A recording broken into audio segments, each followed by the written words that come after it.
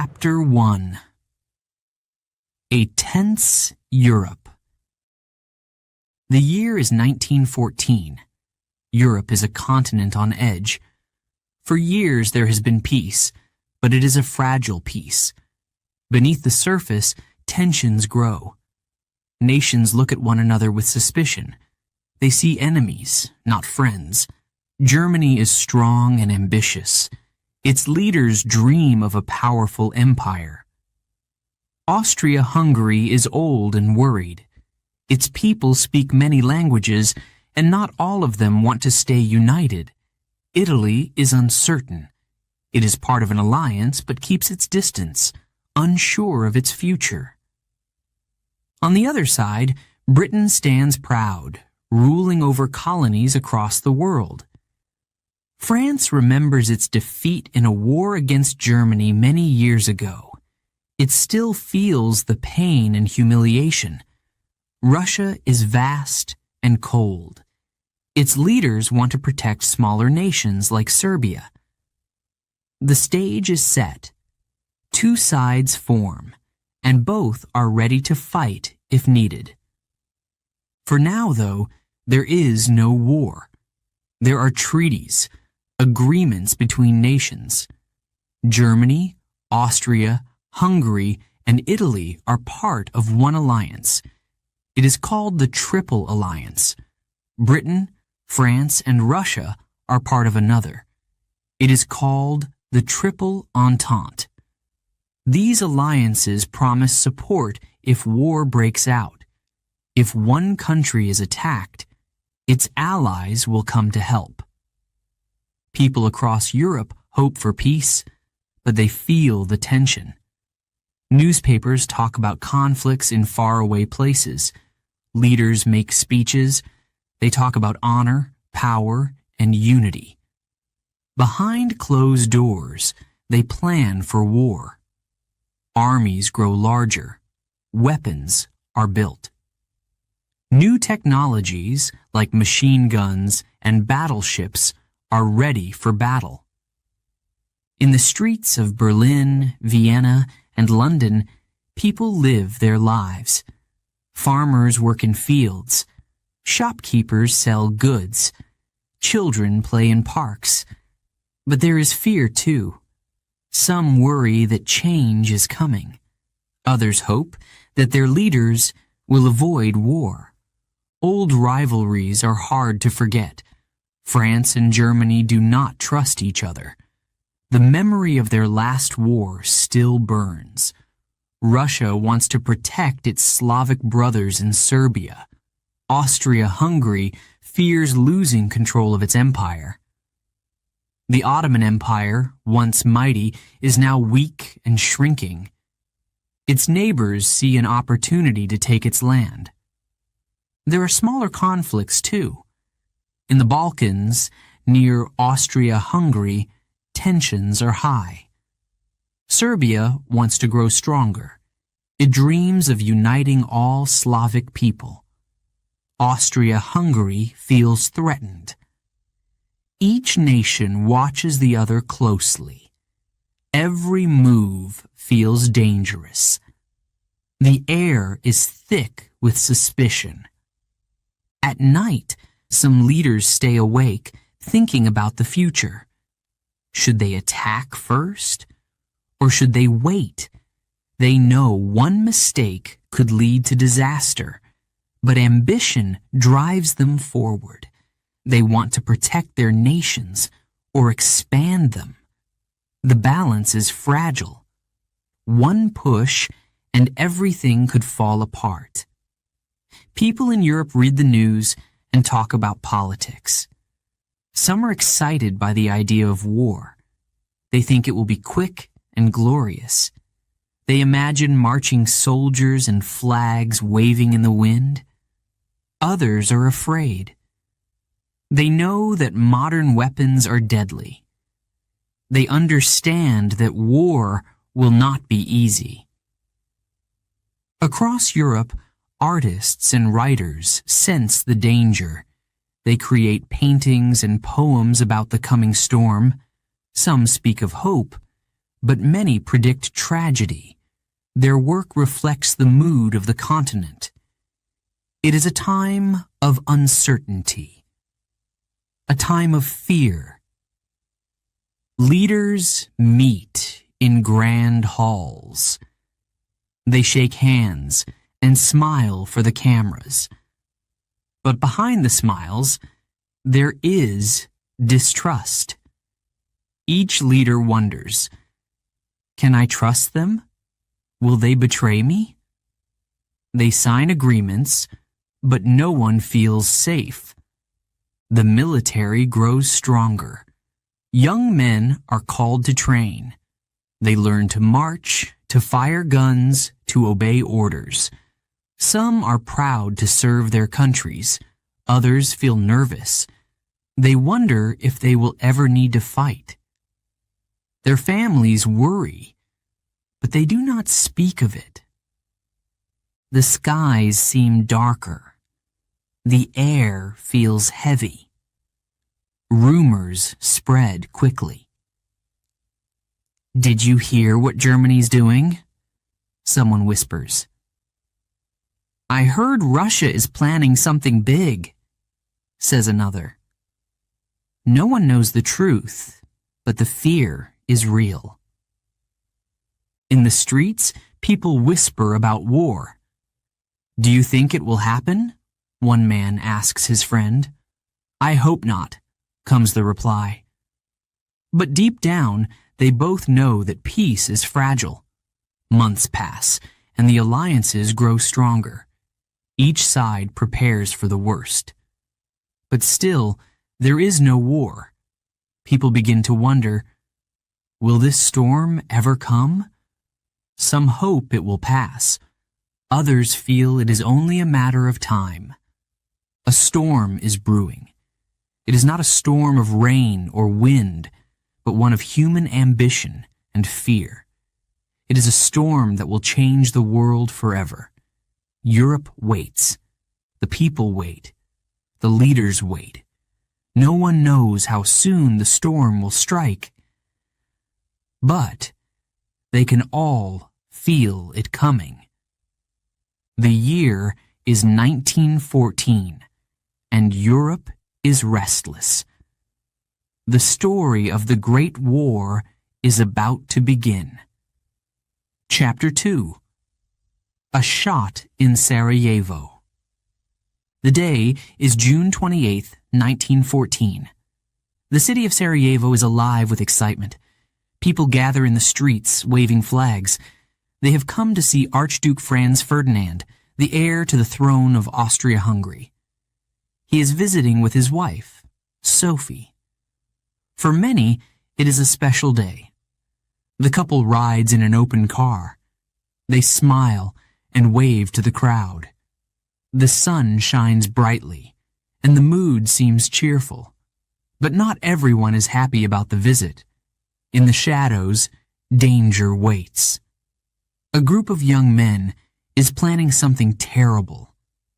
These men are members of a secret group. They believe in freedom for their people. They want Serbia to grow stronger. They see Austria-Hungary as an enemy. To them, Franz Ferdinand is a symbol of oppression. They decide he must die. One of these young men is Gavrilo Princip. He is just 19 years old. His eyes burn with determination. He carries a pistol hidden in his coat. He knows the risk. If he is caught, he will surely face death. But he believes in his cause. He thinks his actions will change history. The Archduke's car moves slowly through the streets. Crowds cheer loudly. Soldiers stand guard. Everything seems normal. But then a young man steps forward. He throws a bomb at the car. It bounces off and explodes on the ground. People scream. Smoke fills the air. Franz Ferdinand and Sophie are shaken but unharmed. The attacker is caught. The crowd grows restless. Soldiers try to restore order. The Archduke is angry. He wants to leave, but Sophie insists they continue. She says, "The people are waiting for us." Franz Ferdinand agrees. They change their route to avoid danger. But fate has other plans. The car moves again, heading toward the hospital. The Archduke wants to visit those hurt by the bomb. The driver takes a wrong turn. He does not know the streets well. The car stops, trying to turn around. At that moment, Gavrilo Princip is standing nearby.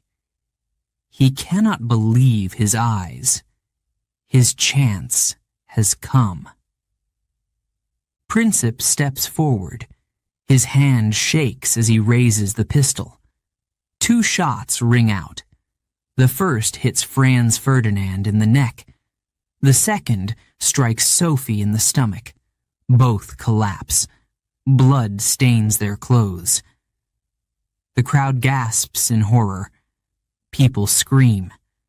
Soldiers grab Princip, but it is too late. The Archduke looks at his wife. "Sophie, stay alive for the children," he whispers, but her eyes close. She does not respond. Moments later, Franz Ferdinand's head falls back. He is dead. The crowd is silent. Shock spreads through Sarajevo. News of the assassination spreads quickly. Austria-Hungary is furious. Its leaders blame Serbia. They believe the Serbian government helped the assassins. Serbia denies this, but no one listens. The anger is too strong. Austria-Hungary decides it must act. The people of Austria-Hungary are filled with sorrow. Their future king is gone. Crowds gather to mourn. Bells ring out in churches. The empire demands justice. But what kind of justice will it be? Serbia is small, but it is not alone. Russia supports Serbia. It promises to defend its Slavic brothers. Austria-Hungary knows this. It turns to its ally, Germany, for help. Germany agrees to support Austria-Hungary. The alliances are now in motion. Weeks pass, but the tension grows. Austria-Hungary sends an ultimatum to Serbia. It is a list of demands. Serbia agrees to most, but not all. This is not enough for Austria-Hungary. On July 28th, 1 month after the assassination, it declares war on Serbia. The world begins to shift. One by one, countries are pulled into the conflict. Russia mobilizes its army to defend Serbia. Germany declares war on Russia. France and Britain prepare to fight. The alliances are no longer just promises. They are actions. The Great War begins. The streets of Sarajevo are quiet now. The cheers and gunshots are gone. But the city will always remember this day. The day 2 shots changed the world. People wonder, could this have been avoided? But it is too late for questions. The wheels of war are turning. Gavrilo Princip is arrested. He is young, too young for the death penalty under Austrian law. Instead, he is sentenced to 20 years in prison. He will not live to see the end of the war. He dies in prison in 1918, sick and broken. Did he regret his actions? No one knows. Franz Ferdinand and Sophie are buried together. Their children are left without parents. The empire mourns, but the world moves on. The assassination becomes a spark that lights a fire that will burn for 4 long years. Millions will suffer. Millions will die. For now, people do not know how big this war will become. Some think it will be quick.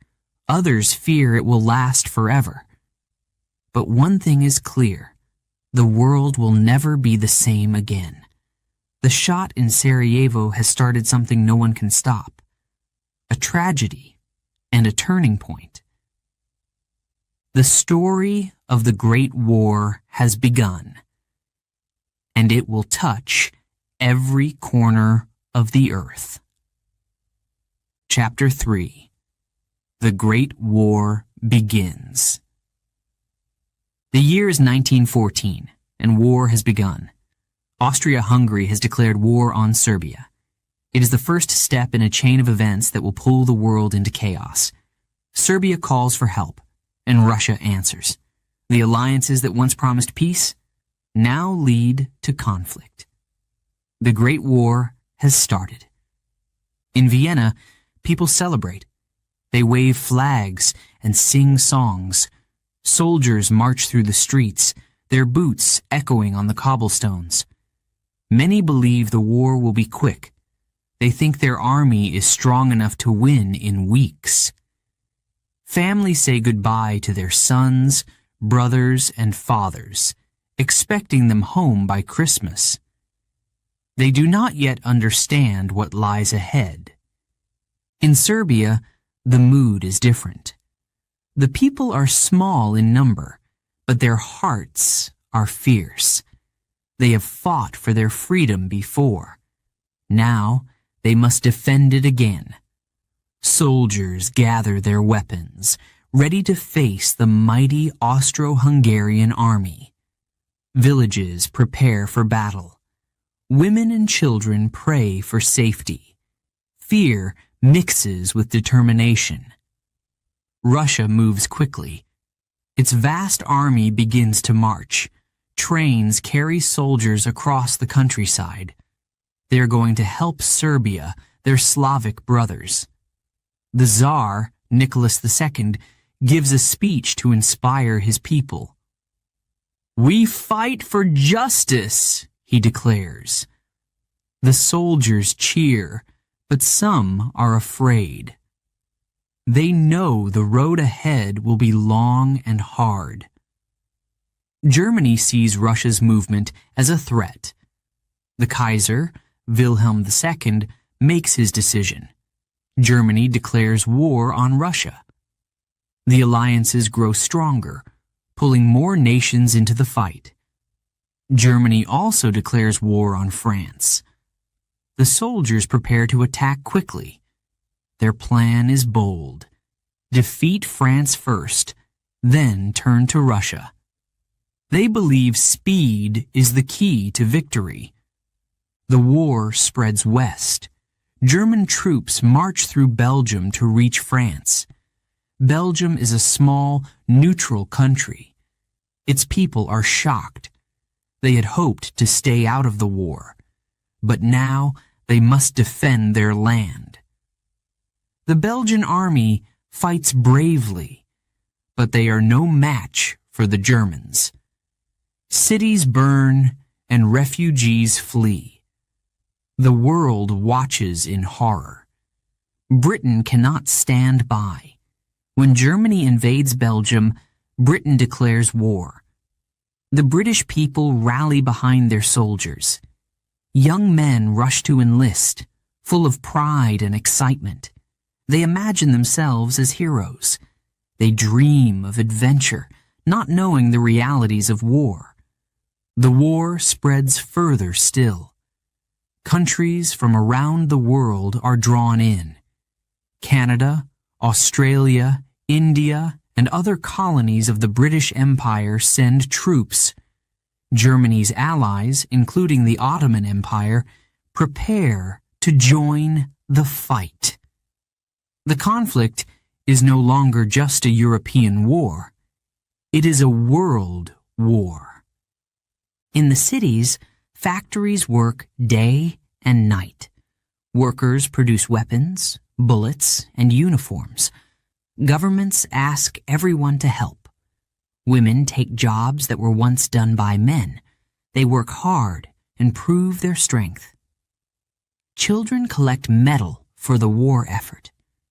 Every person feels the war in some way. On the battlefield, the first clashes begin. The soldiers are full of energy. They march in neat lines, singing songs, but the fighting is brutal. Artillery shells explode, shaking the ground. Bullets fly through the air. Men fall, wounded or killed. The survivors keep going, their faces pale with fear. The war does not stop for day or night. Soldiers dig trenches to protect themselves. These trenches are long, deep ditches in the earth. They become homes for the soldiers. The trenches are muddy and cold. Rats run everywhere. The smell of death fills the air. But the soldiers have no choice. They must stay and fight. Letters from the front tell stories of courage and heartbreak. A young man writes to his mother, "I miss home, but I will do my duty." Another writes to his sweetheart, "Every day I dream of seeing you again." Some letters never arrive. The men who wrote them will never return. In the villages and cities, people wait for news. Newspapers print stories of battles and victories, but they do not show the full truth. The war is not quick or glorious. It is long and deadly. Families cry when they receive telegrams. Each one brings the same message: "We regret to inform you." As the weeks turn into months, the soldiers begin to realize the war is not what they expected. They are not home by Christmas. Instead, they face hunger, disease, and endless danger. Still, they fight on. They believe in their countries. They hope their sacrifice will bring peace. The leaders of the nations make speeches to encourage their people. They talk about honor, duty, and victory. But behind closed doors, they worry. The war is costing more lives and money than anyone imagined. Yet no one wants to back down. To retreat would mean shame. To fight on means more death. The decisions are heavy. The people at home do their best to stay strong. They send care packages to the soldiers. They hold parades to raise money. But as the war drags on, hope fades. Food becomes scarce. Prices rise. Some begin to question, is this war worth it? Meanwhile, new weapons are changing the way battles are fought. Machine guns fire hundreds of bullets a minute. Artillery can destroy entire villages from miles away. Poison gas is used for the first time. It burns lungs and blinds eyes. The soldiers call it the devil's weapon. These tools of war bring more destruction than anyone thought possible. Despite the horrors, acts of kindness and bravery shine through. A soldier carries his wounded friend to safety. A nurse works tirelessly to save lives. In the trenches, enemies sometimes share brief moments of peace. On Christmas Eve, soldiers from both sides sing carols together. For a moment, the war feels far away. By the end of 1914, the Great War is in full force. The alliances have done their job, but not as anyone hoped. They were meant to keep peace. Instead, they have dragged the world into conflict. Millions of soldiers are now involved. Millions of civilians are affected. The war is far from over. The people of Europe and beyond brace themselves. They do not yet know how long this war will last. They cannot imagine the pain and loss still to come. But one thing is clear. The Great War has begun, and it will change the world forever. Chapter 4. Life in the Trenches. The trenches are deep, narrow ditches cut into the earth. They stretch for miles, like scars across the land. This is where the soldiers live. This is where they fight. The trenches are their world now. At first, the soldiers thought the trenches would be temporary. They believed the war would end soon. But weeks turned into months. The trenches became permanent. They became homes, but not the kind anyone would want. Rain falls often. It fills the trenches with water. The ground turns to thick, sticky mud. Soldiers sink with every step. Their boots are heavy. Their clothes are wet and cold. There is no escape from the damp. The mud is everywhere. Rats are a constant enemy. They scurry through the trenches, bold and unafraid. They eat the soldiers' food. Sometimes they bite the men as they sleep. The rats grow fat on scraps and even feed on the dead. Soldiers hate them, but killing them seems useless. For every rat they kill, more appear. The air in the trenches smells terrible. It is a mix of mud, sweat, unwashed bodies, and decay. The scent of death lingers. It clings to the soldiers, reminding them of the friends they have lost. They try not to breathe too deeply.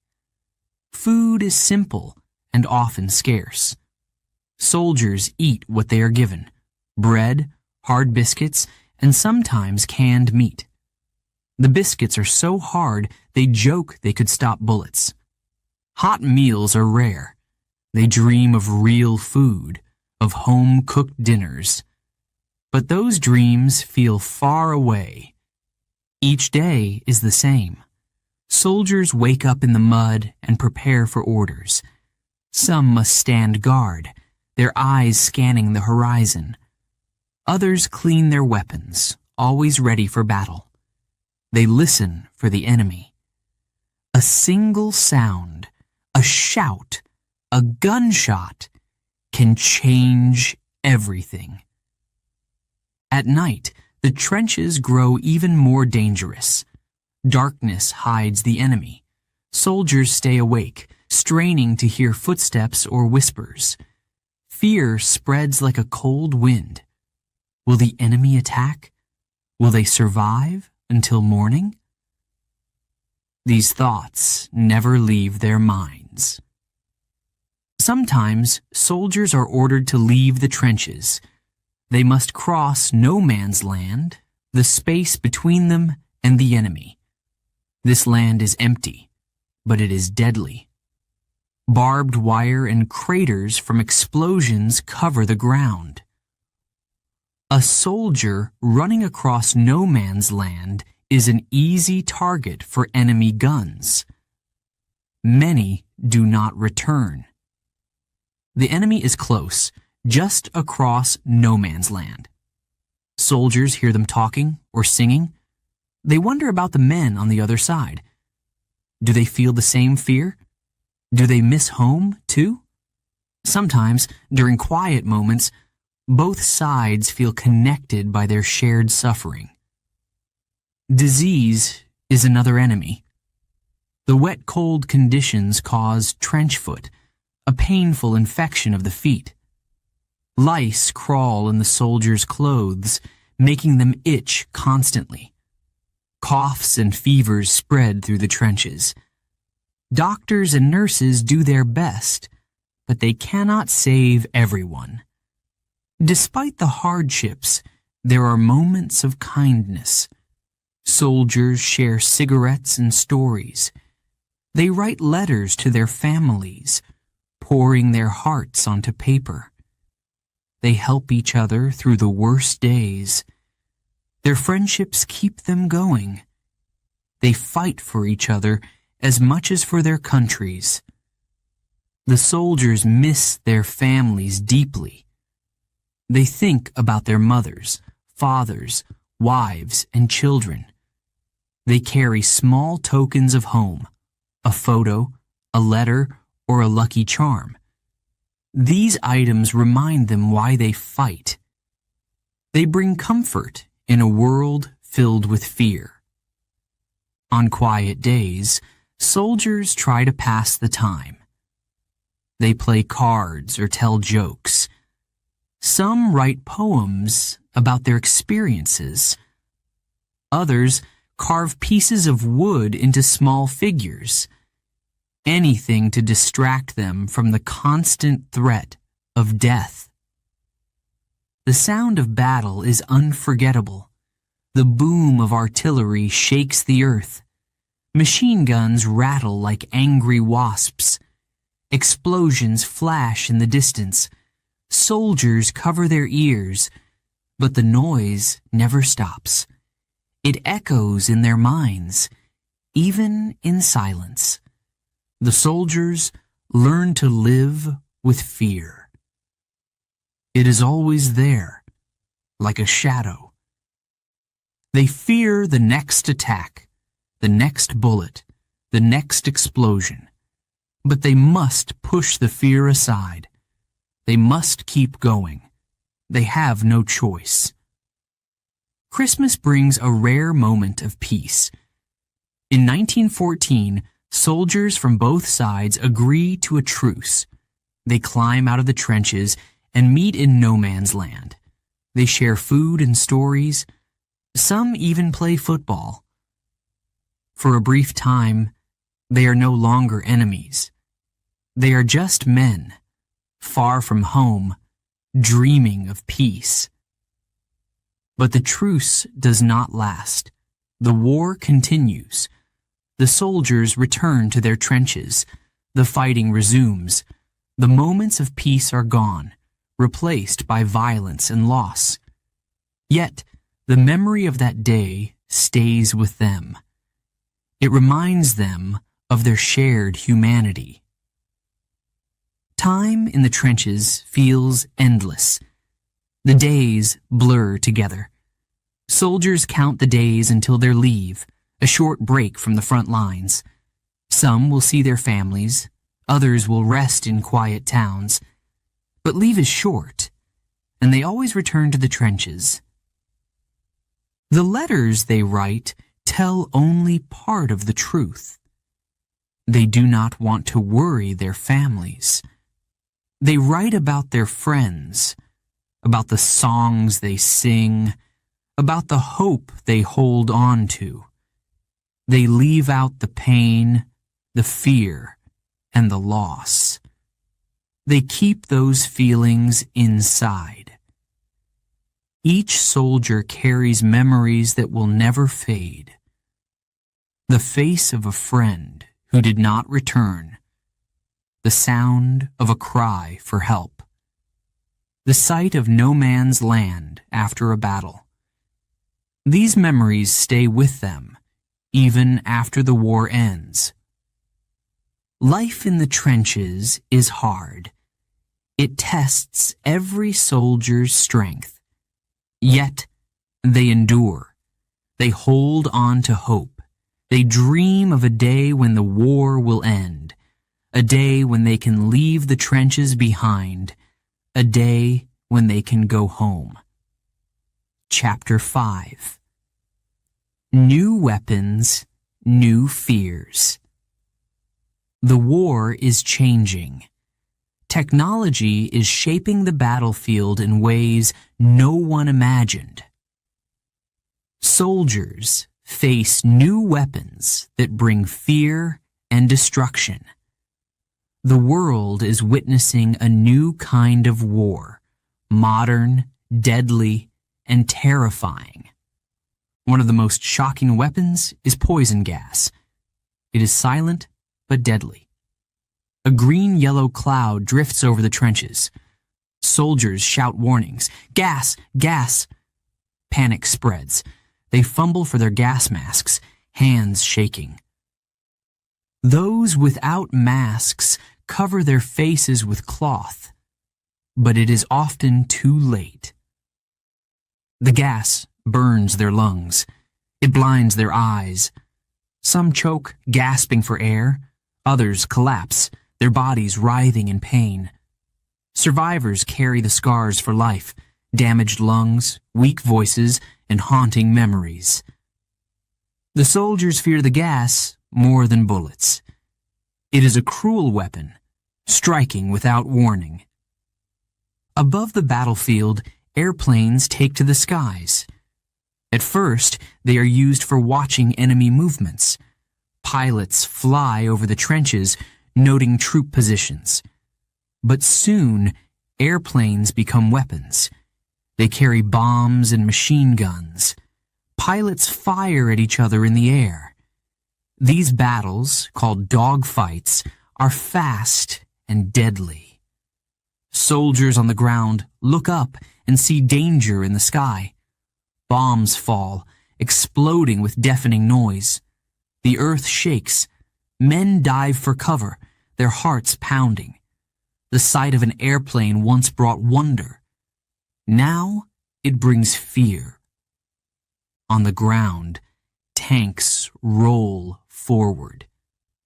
They are giant machines covered in metal. Bullets bounce off them.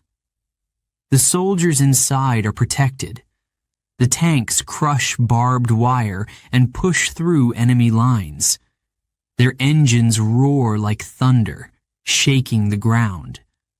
But the tanks are not perfect. They are slow and often break down. Inside, the air is hot and filled with smoke. The soldiers inside sweat and struggle to breathe. Yet, the tanks bring new hope. They give armies a way to break the stalemate of trench warfare. Machine guns change the battlefield forever. One machine gun can fire hundreds of bullets in a minute. It mows down rows of soldiers like a scythe cutting grass. The sound is constant, loud, sharp, and relentless. Soldiers call it the devil's instrument. The fear of machine guns keeps men in their trenches. Attacking across open ground becomes almost impossible. The weapon turns battlefields into slaughterhouses. Soldiers must find new ways to fight. They dig deeper trenches. They build stronger defenses. They adapt, but the fear of the machine gun remains. Artillery is another deadly weapon. Cannons fire shells that explode on impact. The explosions are massive, creating craters in the earth. Soldiers call the shells iron rain. They destroy everything in their path: trenches, equipment, and human lives. The sound of artillery is deafening. It echoes for miles. Soldiers feel the ground shake beneath them. They pray the next shell does not fall on them. Many suffer from shell shock, a condition caused by the constant noise and fear. They cannot sleep. Their hands shake. Their minds are haunted by the sound. The war at sea also changes. Submarines prowl beneath the waves. They are silent hunters, attacking ships without warning. German U-boats sink merchant ships and warships alike. The seas, once safe, are now full of danger. Sailors fear the sight of a periscope. It means a submarine is near. Torpedoes strike ships, causing explosions and chaos. Crews abandon ship, clinging to lifeboats. The cold water takes many lives. The submarines create terror not only for sailors, but for those who rely on the ships to bring food and supplies. These new weapons bring not only fear, but also sorrow. They make the war longer and more deadly. Families hear about the horrors from letters sent home. "The tanks came today," a soldier writes. "We thought they were monsters." Another says, "The gas took my friend. He couldn't breathe." The weapons affect everyone, not just soldiers. Civilians see airplanes dropping bombs on towns and villages. They hear the sound of artillery from miles away. Farmers find their fields destroyed by shells. Children pick up pieces of shrapnel, not understanding the danger. Yet, the new technology also brings moments of bravery. Pilots risk their lives to fly through enemy fire. Soldiers push forward even as tanks roar around them. Medics run into danger to save the wounded. These acts of courage inspire hope, even in the darkest times.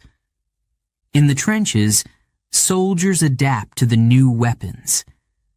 They learn to recognize the sound of an approaching shell. They practice putting on gas masks quickly. They dig deeper to escape machine gun fire. They find ways to survive, even when survival seems impossible. The war changes every day. Commanders try to find new strategies to use these weapons. Scientists and engineers work to create even more deadly tools. The arms race continues.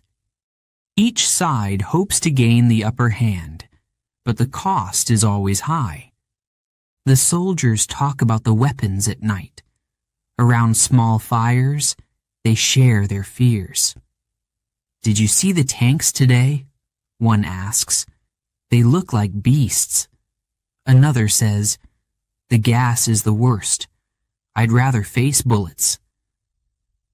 They speak quietly, knowing the enemy might hear them. Their voices are filled with exhaustion and dread. Despite the fear, there is a sense of determination. The soldiers know they must fight. They know they must endure. They dream of the day the war will end. They hold on to the hope that their sacrifice will bring peace. The new weapons change the war, but they also change the world. People see the power of technology, both its promise and its danger.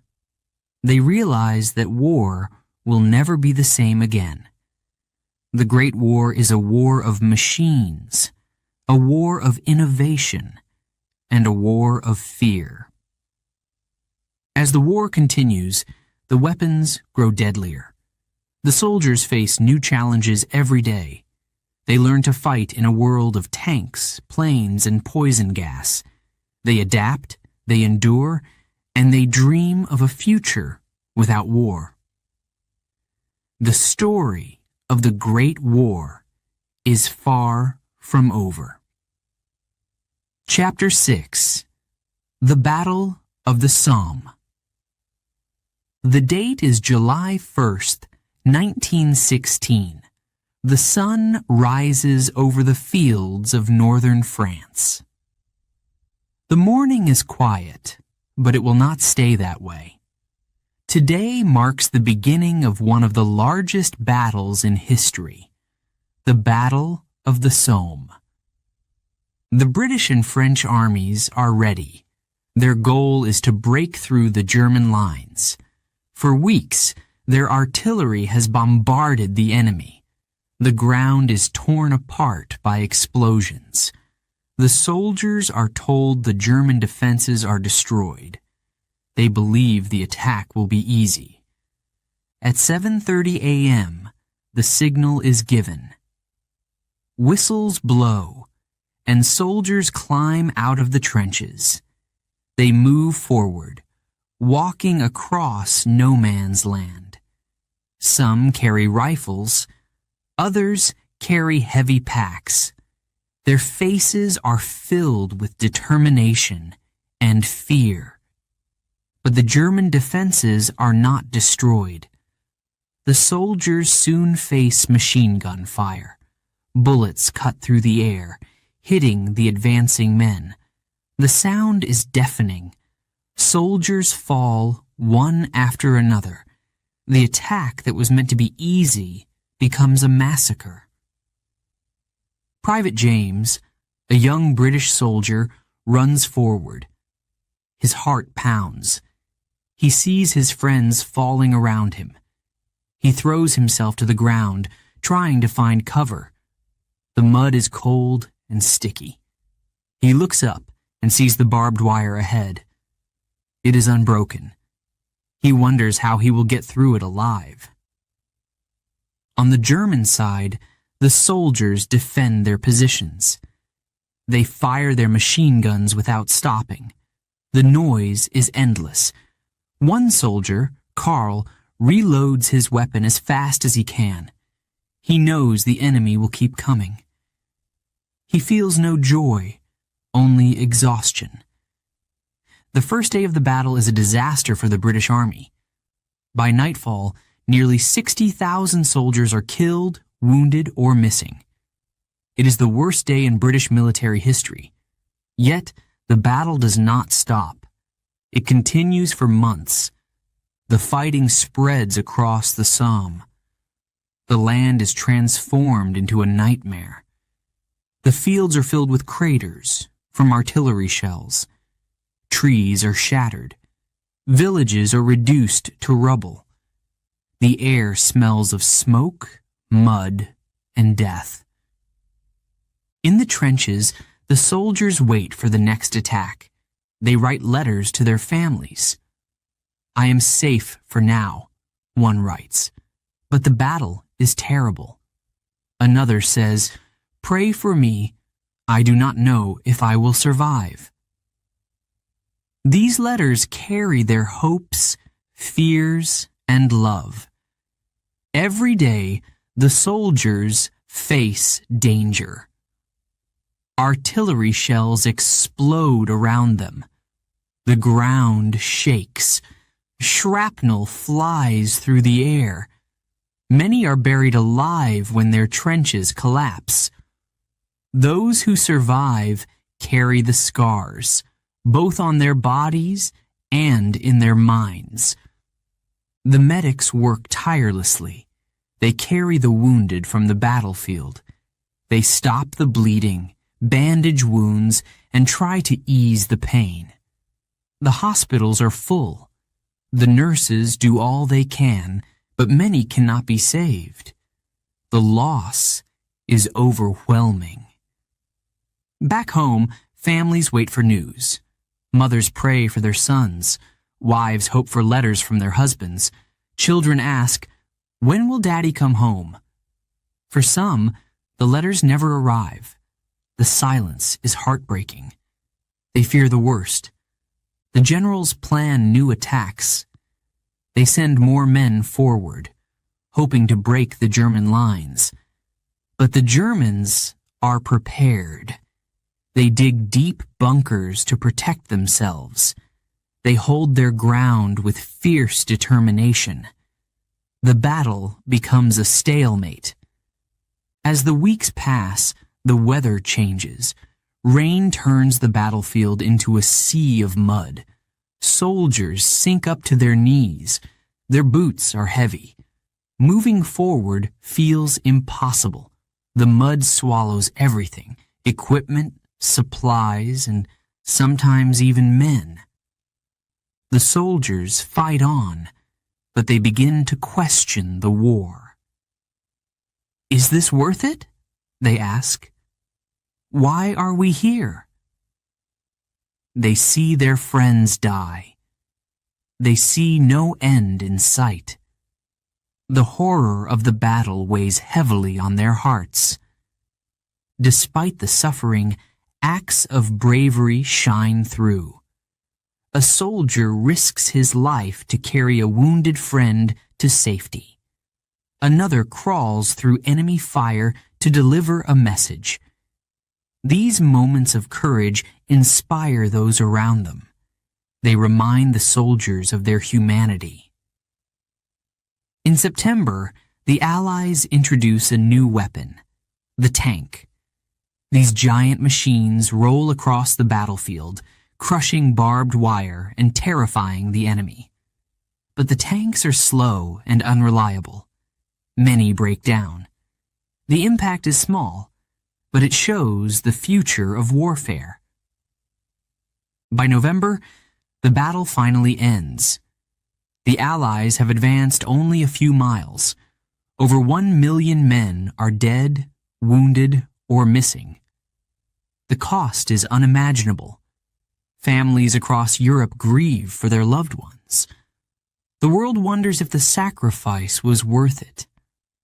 Private James survives the battle, but he is forever changed. He returns home with a limp and memories he cannot forget. Karl, the German soldier, also survives. He sits in silence, thinking of the men he killed. Both wonder if the war will ever end. The Battle of the Somme is remembered as one of the bloodiest in history. It shows the horrors of modern warfare. It also shows the strength of the human spirit. The soldiers fought not just for victory, but for each other. Their courage and sacrifice will never be forgotten. Chapter 7. The Home Front. Far from the battlefields, life on the home front is difficult. The war touches everyone, not just the soldiers.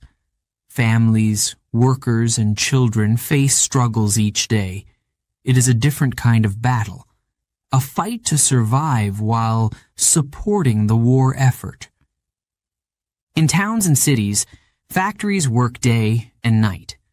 Women fill jobs that men once did. They build weapons, make uniforms, and pack supplies. The factories are noisy and dangerous. Machines roar and accidents happen. Yet, the women work hard. They are proud to help their countries. For many, this is the first time they have worked outside their homes. At the same time, food is becoming scarce. Farms are empty because the men are at war. Ships that bring supplies are sunk by submarines. In many homes, dinner is smaller than before. Bread is rationed. Butter and sugar are rare. Families do their best to stretch what they have. Mothers say, "Eat slowly. Make it last." Children learn not to complain. Lines form outside shops early in the morning. People wait for hours to buy food. Sometimes, the shelves are empty before everyone gets their turn. Arguments break out.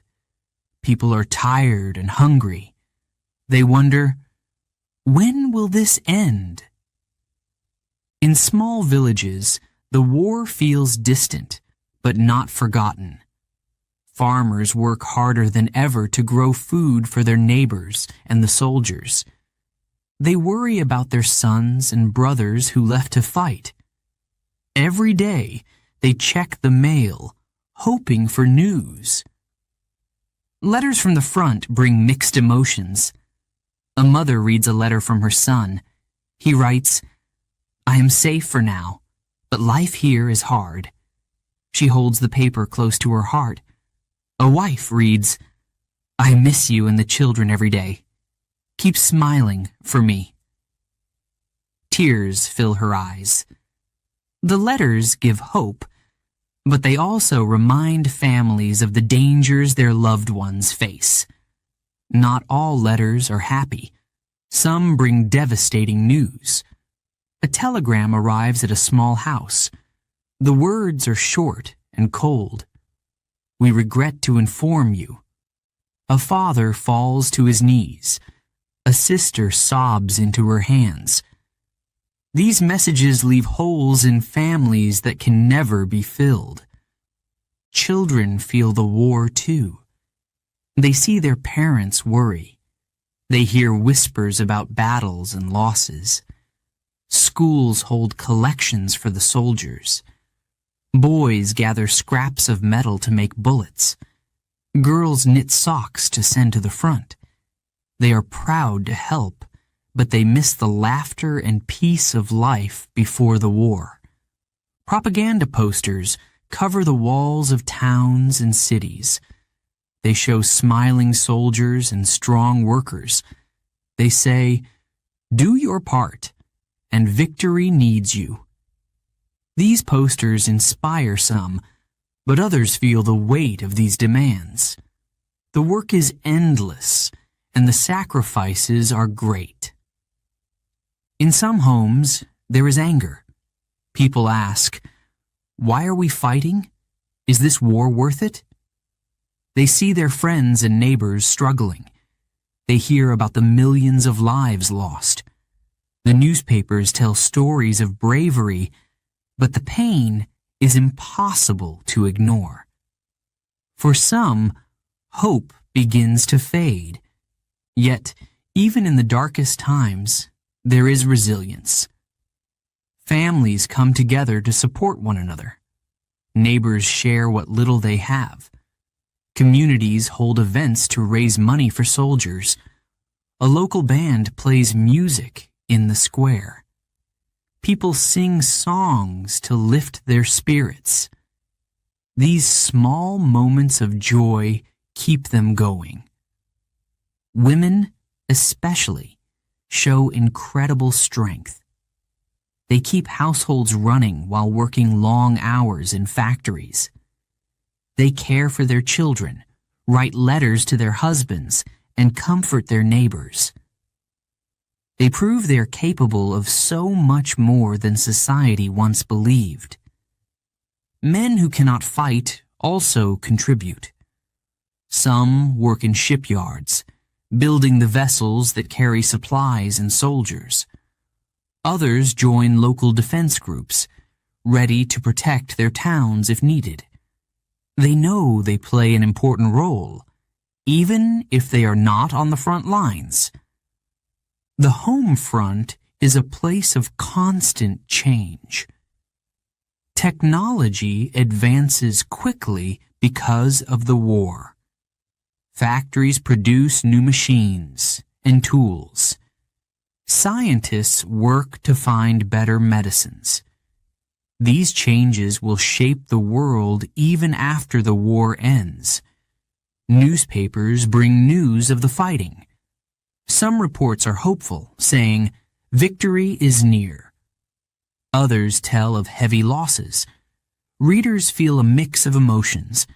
They are proud of their soldiers, but heartbroken by the cost. They wonder, how much more can we endure? The war also creates opportunities. For women, the experience of working changes their lives. Many find independence and confidence. They learn skills they never thought they could master. After the war, they will demand more rights, including the right to vote. The war begins a new chapter for women. The home front shows the strength of ordinary people. They do not wear uniforms or carry weapons, but they fight in their own way. Every meal they save, every sock they knit, and every hour they work helps the soldiers at the front. They give everything they have, even when it feels like too much. As the war drags on, the hardships grow. Families lose loved ones. Workers grow tired. Children forget the sound of laughter. But they hold on to the hope that the war will end. They dream of peace. They dream of the day their soldiers will return home. The home front is a story of struggle and sacrifice. It is a story of courage in the face of fear. It is a reminder that war does not only happen on the battlefield. It touches everyone, everywhere. And it shows the power of human spirit, even in the hardest times. Chapter 8. America enters the war. For 3 years, America watches the war from across the ocean. Europe is burning, but the United States stays neutral. President Woodrow Wilson says the country must avoid conflict. Many Americans agree. They want peace. They want to focus on their own lives. But the war keeps pulling them closer. In Europe, the fighting grows worse. Germany tries to weaken its enemies by cutting off their supplies. German submarines, called U-boats, patrol the seas. They attack ships carrying goods to Britain and France. At first, the targets are only military ships. But soon, U-boats sink merchant and passenger ships too. In 1915, a U-boat sinks the Lusitania, a British passenger ship. Nearly 1,200 people die, including 128 Americans. The news shocks the world. In the United States, people are outraged. How could they attack innocent people, they ask. Some demand action. But Wilson urges calm. He says, America must stay neutral. Germany promises to limit its submarine attacks, but the promise does not last. By 1917, U-boats are sinking American ships again. The losses are too great. The United States can no longer ignore the threat. Wilson knows the time has come to act. Then, another event changes everything. British intelligence intercepts a secret message. It is called the Zimmermann Telegram. In it, Germany asks Mexico to join the war against the United States. In return, Germany promises to help Mexico regain land it lost to America.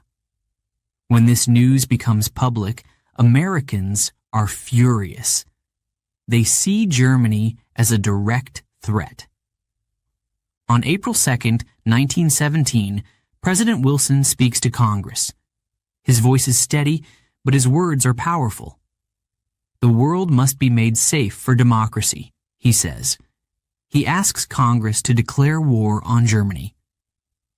4 days later, the United States is officially at war. Across America, the news spreads quickly. Some people cheer, feeling proud and ready to fight.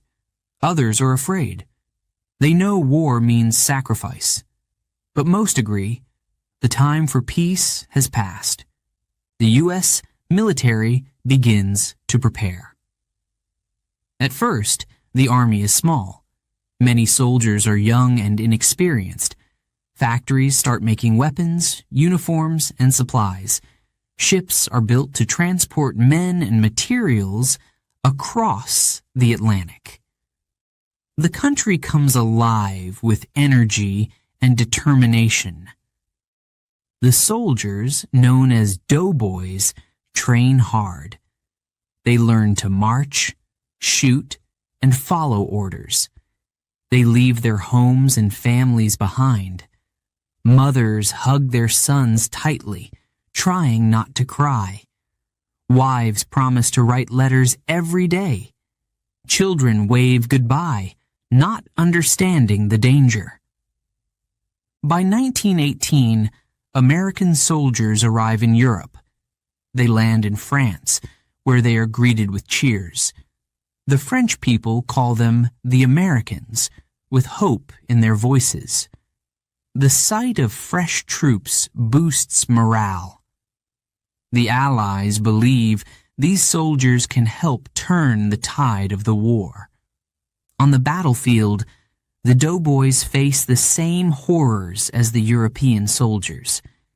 They see the trenches, the mud, and the barbed wire. They hear the roar of artillery and the rattle of machine guns. They breathe in the terrible smell of gas. For many, it is their first experience of war. It is not what they imagined. But the Americans fight bravely. They bring new energy to the Allies. In key battles like Cantigny, Belleau Wood, and the Meuse-Argonne offensive, they prove their strength. Their determination inspires those around them. They help push back the German forces. Back home, life changes. Families ration food to support the war effort.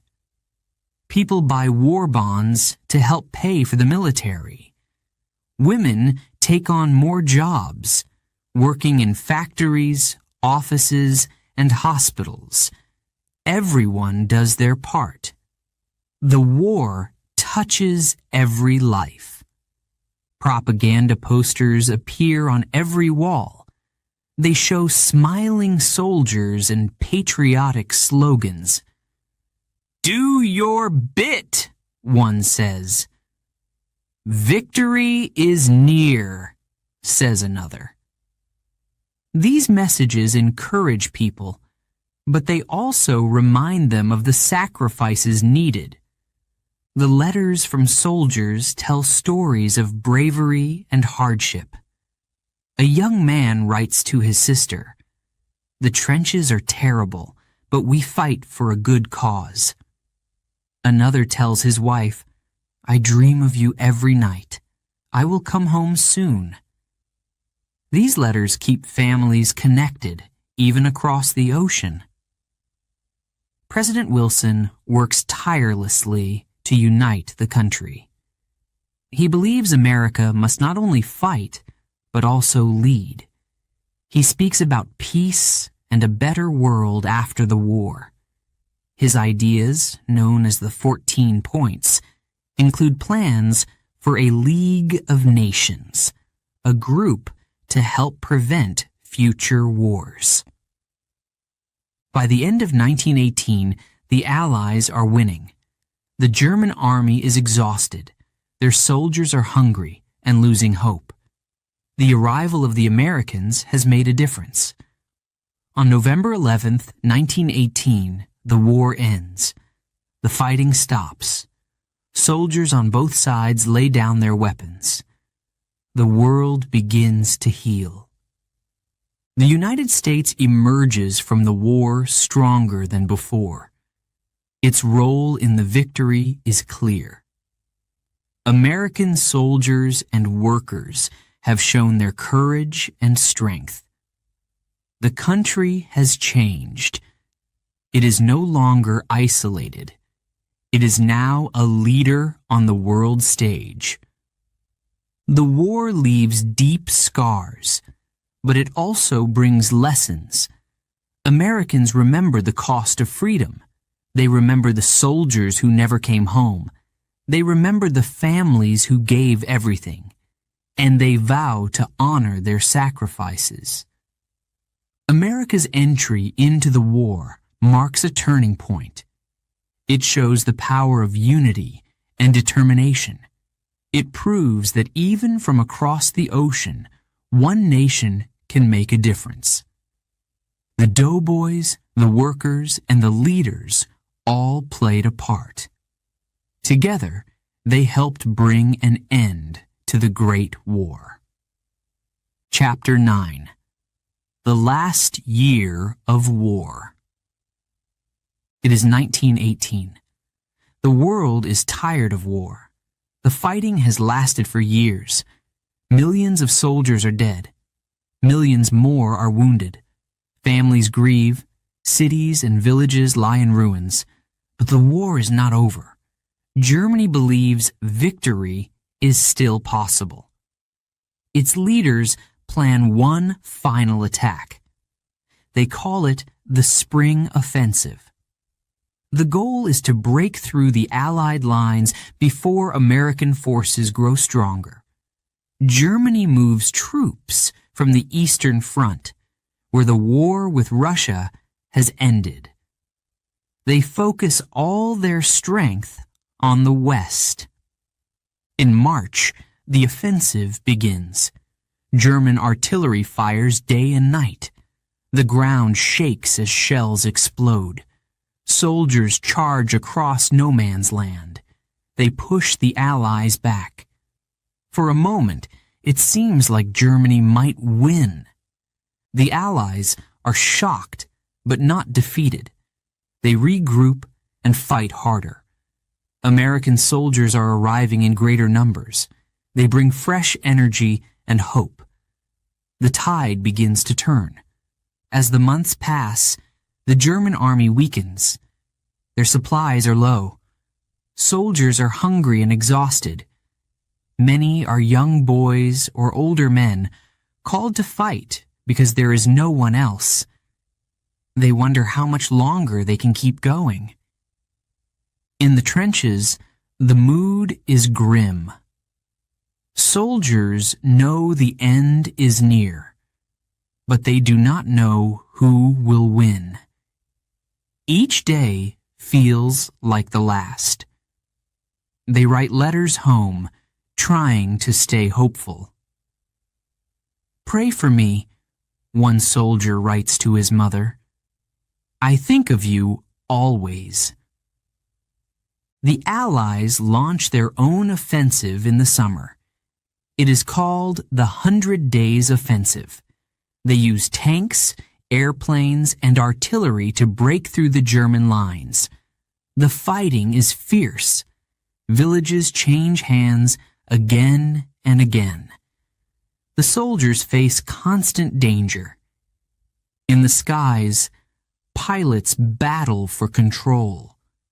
Dogfights fill the air with the sound of machine guns.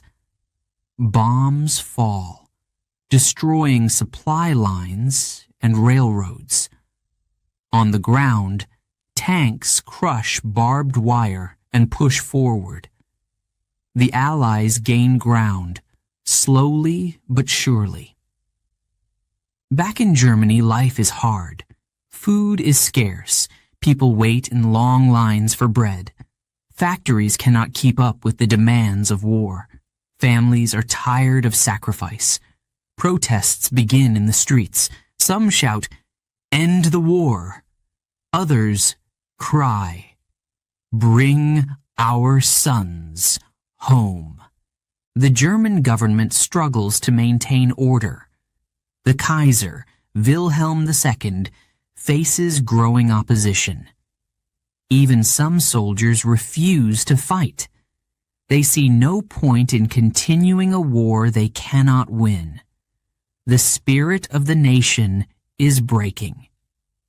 In the Allied countries, the mood is different. The arrival of American soldiers gives people hope. Newspapers report victories on the front lines. Families believe the end is finally near, but they also know the cost. Every victory means more lives lost. On the battlefield, the weather changes. Rain turns the ground into mud. Soldiers struggle to move through the trenches. Their boots are heavy. Their bodies ache. But they push forward, knowing each step brings them closer to peace. In October, Germany's allies begin to fall. Bulgaria, the Ottoman Empire, and Austria-Hungary all surrender. Germany stands alone. Its leaders realize the war is lost. They send a message to the Allies asking for an armistice, a ceasefire. The negotiations are tense. The Allies want Germany to accept full responsibility for the war. They demand harsh terms. Germany has no choice but to agree. On November 11, 1918, the armistice is signed. The fighting stops at 11 a.m. In the trenches, soldiers hear the news. Some cheer, some cry, others sit in silence, too tired to feel anything. The war is over, but the memories will stay with them forever. Back home, church bells ring. People gather in the streets to celebrate. Flags wave. Strangers hug each other. Mothers and fathers cry tears of relief. But for those who have lost loved ones, the joy is mixed with sorrow. The world begins to heal, but it is a slow process. Cities must be rebuilt. Families must find a way to move forward. The soldiers return home, but they are not the same. Many carry scars, both visible and hidden. They dream of peace, but struggle with the memories of war. The last year of the war is a story of hope and despair. It shows the strength of the human spirit, even in the darkest times. It reminds us of the cost of war and the value of peace. The world will never forget the sacrifices made in 1918. Chapter 10. Armistice Day, November 11th, 1918. The world holds its breath. After 4 long years, the war is ending. At 11 a.m., the guns fall silent. The noise of battle is gone. Soldiers lower their weapons. For the first time in years, there is peace. In the trenches, the soldiers do not know how to feel. Some cry, others laugh. Many simply sit in silence, too tired to react. They look at the muddy ground, the broken landscape, and the faces of their comrades. The war is over, but the memories remain. Private Thomas stands at the edge of his trench. He looks out at no man's land. The barbed wire, the craters, the bodies. It is a scene of destruction. He cannot believe it is over. He whispers, "We made it." But his heart is heavy. He remembers the friends who are not here to see this day. On the other side, German soldiers emerge from their trenches. They are no longer enemies. They wave white flags. They drop their weapons. Some try to speak to the Allied soldiers, but the words do not come. There is relief, but also shame. The war has taken everything from them. News of the armistice spreads quickly. In towns and cities, church bells ring. People run into the streets, shouting and cheering. Flags wave from windows. Strangers hug one another. The war that seemed endless has finally stopped. In Paris, crowds gather at the Eiffel Tower. They sing and dance, celebrating the victory. In London, Big Ben chimes as people fill the streets. In New York, parades form. Soldiers returning home are greeted with cheers. It is a day of joy, but also a day of reflection. For many families, the news brings tears of relief. Mothers pray, "Thank you for bringing my son home." Fathers shake hands with their sons, proud of their courage. Children run to hug their brothers, but not every family celebrates. Some sit in silence, looking at empty chairs. The war is over, but their loved ones will never return. The leaders of the Allies meet to decide the future. They want to make sure a war like this never happens again. President Woodrow Wilson speaks of peace and rebuilding. We must create a better world, he says. His plan for a League of Nations inspires hope, but it will not be easy. In Germany, the mood is very different. The people are hungry and tired. The country is broken. Factories are silent. Families wait in long lines for food. Many feel angry and betrayed. They wonder, why did we lose? What will happen to us now? The soldiers who survive return home, but they are not the same. They carry scars, both on their bodies and in their minds. Some have lost limbs. Others wake up screaming from nightmares. They try to forget the war, but it is impossible. It has changed them forever. Cities across Europe are in ruins. Villages have disappeared. Farmland is destroyed. Families work hard to rebuild their lives. The task seems endless. Yet they have no choice. They must start again. The cost of the war is unimaginable. Over 10 million soldiers are dead. Millions of civilians have also died. Entire generations are lost. The survivors ask, was it worth it? What did we gain? The answers are not easy to find. The war has changed the world in many ways. New countries are born as old empires collapse.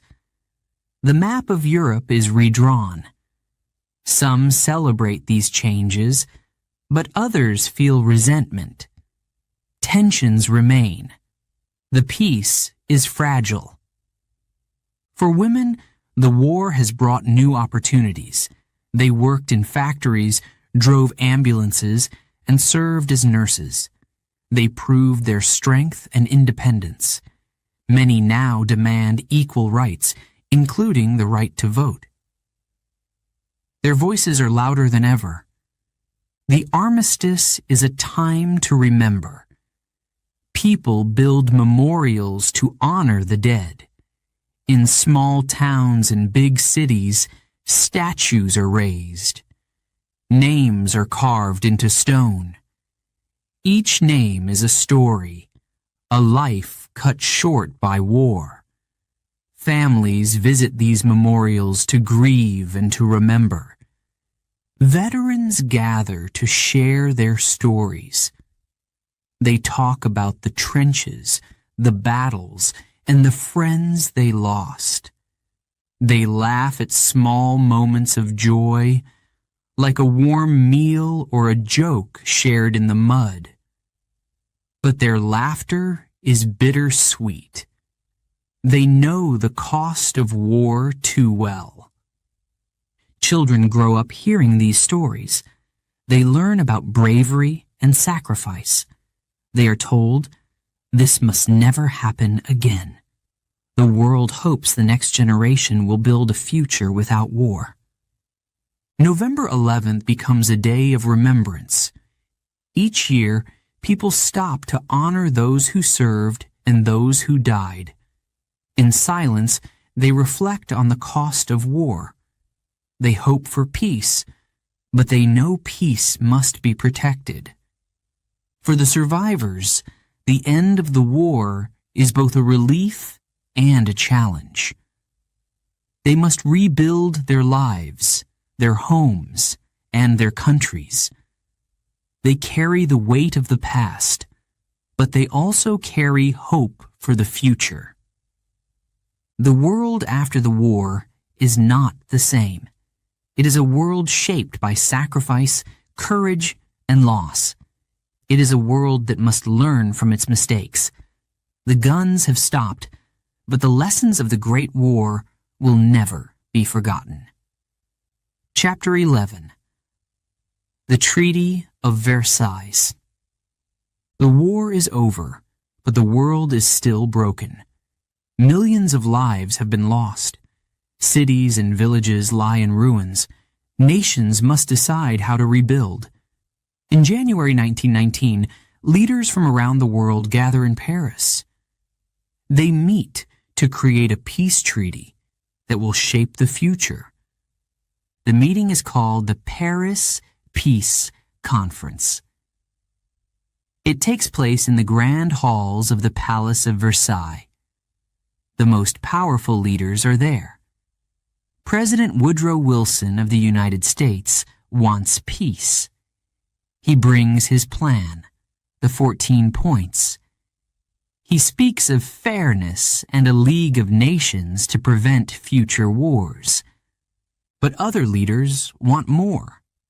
Georges Clemenceau of France demands justice for his country. France has suffered greatly. Towns are destroyed. Millions of soldiers and civilians are dead.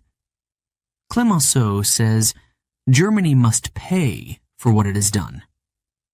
He is firm and determined. David Lloyd George of Britain stands between them. He wants to protect his country's empire and trade. He also wants Germany punished, but not so much that it cannot recover. Balancing these demands is not easy. Germany is not invited to the discussions.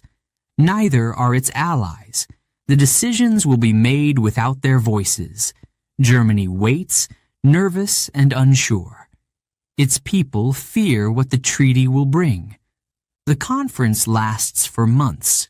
The leaders argue over every detail. Borders must be redrawn. Lands taken during the war must be returned. New countries are created like Poland and Czechoslovakia. Old empires like Austria-Hungary and the Ottoman Empire are gone. The map of Europe is changing. Finally, on June 28, 1919, the Treaty of Versailles is signed. The date is symbolic. It is exactly 5 years after the assassination of Archduke Franz Ferdinand, the event that started the war. Leaders hope this treaty will end the story of the Great War. The treaty is harsh on Germany. It forces Germany to accept full blame for the war. This is called the War Guilt Clause. It demands huge payments, called reparations. Germany must pay for the damage caused by the war. The amount is staggering. It leaves the country in debt for decades. Germany also loses land. Its colonies are taken away. Parts of its territory are given to other countries. The army is reduced to 100,000 men. It is not allowed to have tanks, airplanes, or submarines. The goal is to make sure Germany cannot start another war. When the terms are announced, the German people are shocked. They feel humiliated. Many believe the treaty is unfair. They call it a diktat, meaning it was forced upon them.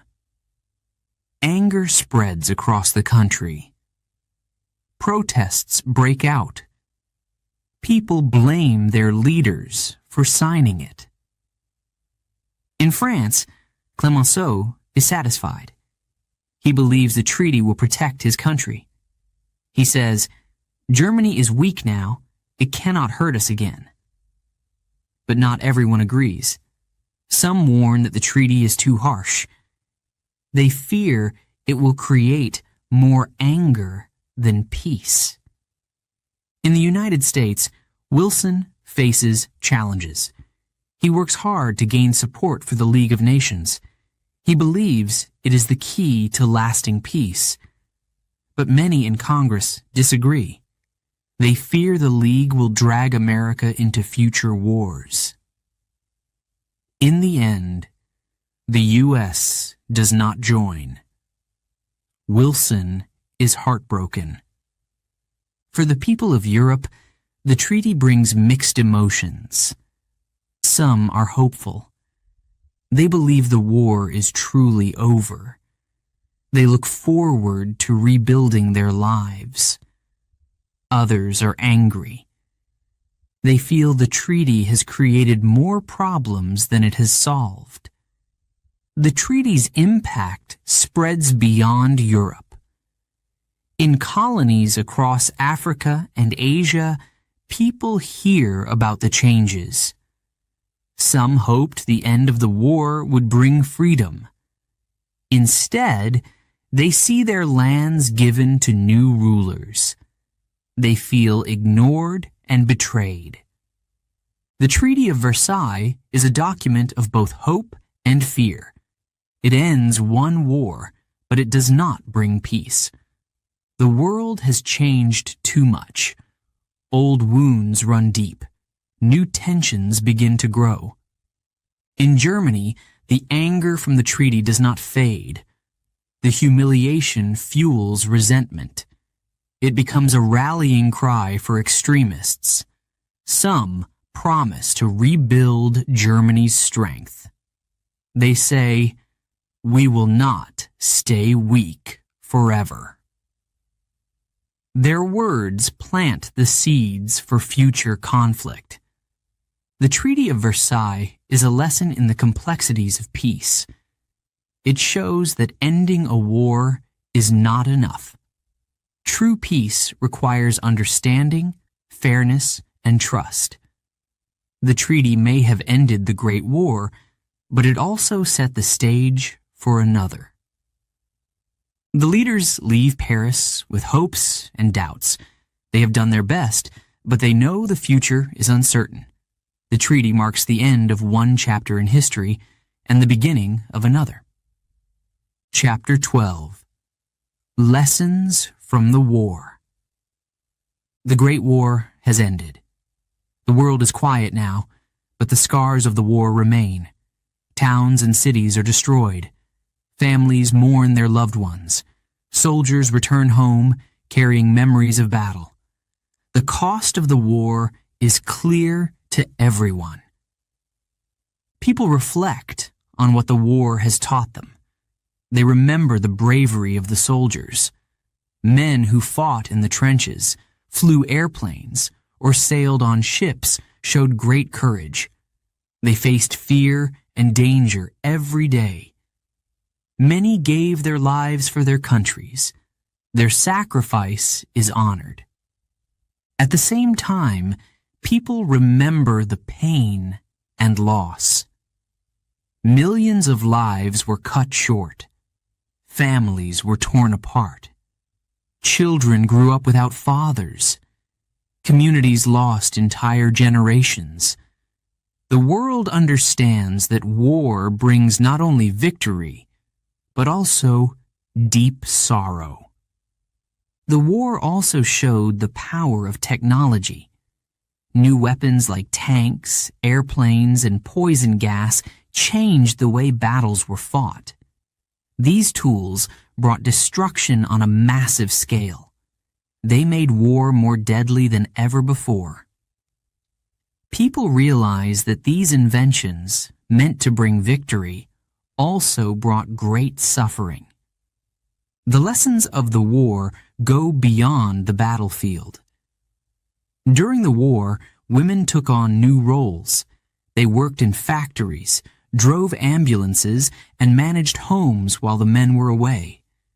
They proved their strength and ability. Now, many women demand more rights. They want a voice in their governments.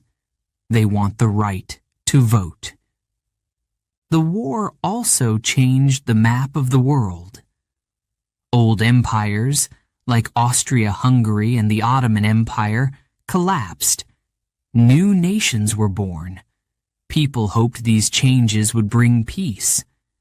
But not everyone was happy. Some countries felt the treaties were unfair. New borders created new tensions. In Germany, the Treaty of Versailles left people angry and humiliated. They believed the blame placed on them was too harsh. They struggled with the heavy reparations. Their economy suffered, and their people grew desperate. This anger did not disappear. It stayed, waiting for someone to use it. Around the world, people hoped the war would be the last. They called it the war to end all wars. Many dreamed of peace. President Wilson's idea for a League of Nations gave hope. The League was meant to solve problems between countries peacefully, but not all nations joined. The United States, for example, chose to stay out. Without full support, the League was weak. Veterans returned home, but life was not the same. Many carried physical wounds. Others carried invisible scars. They remembered the horrors of the trenches, the loss of friends, and the constant fear. Some struggled to adjust to normal life. They could not forget what they had seen. Families also struggled. Parents mourned the children they lost. Wives waited for husbands who never came back. Children asked questions no one could answer. The war had ended, but its effects continued in every home. Economies were damaged. Countries had spent huge amounts of money on the war. Now they faced debt and poverty. Rebuilding was slow. Factories and farms had to recover. Workers needed jobs. The pain of war did not end with the signing of the treaty. Despite these challenges, people tried to move forward. They built memorials to honor the fallen. In cities and villages, statues and plaques were placed in squares and parks. Names of the dead were carved into stone. These memorials helped people remember the sacrifices made during the war. Children learned about the war in schools. They heard stories of bravery and loss. Teachers told them about the causes of the war, hoping they would understand the mistakes made. The goal was clear: to teach the next generation how to avoid another war. Artists and writers shared their own views of the war. Some wrote poems about the beauty of life and the sadness of loss. Others painted pictures of the trenches and the destruction. These works helped people understand the war's impact in a personal way. The Great War left behind many questions. Could future wars be avoided? Would nations learn to solve their problems peacefully? People hoped the answers would be yes. But deep down, some were unsure. They saw the anger in Germany. They saw the weaknesses in the peace agreements. They worried that the world had not truly learned. The lessons of the war are still discussed today. It showed the dangers of alliances, the cost of unchecked ambition, and the power of technology. It taught the world that war is easy to start, but hard to end. It also reminded people of the value of peace. The soldiers of the Great War are remembered with respect. They fought bravely, often in terrible conditions. Their courage and sacrifice are honored each year on November 11th, Armistice Day. The world pauses to remember those who gave their lives. The Great War was a tragedy, but it also brought changes. Women gained more rights. Nations began to talk about peace and cooperation. Technology advanced, though it brought both benefits and risks. The world was not the same as it had been in 1914. The question remains, will the world truly learn from the Great War? The hope is that its lessons will guide future generations. People dream of a world without war, where problems are solved through understanding and unity. But dreams must be built with action. The Great War has ended, but its story is not forgotten. It lives on in books, memories, and monuments. It teaches us about courage, sacrifice, and the need for peace. The world dreams of a better future, shaped by the lessons of the past. But will we listen? Only time will tell.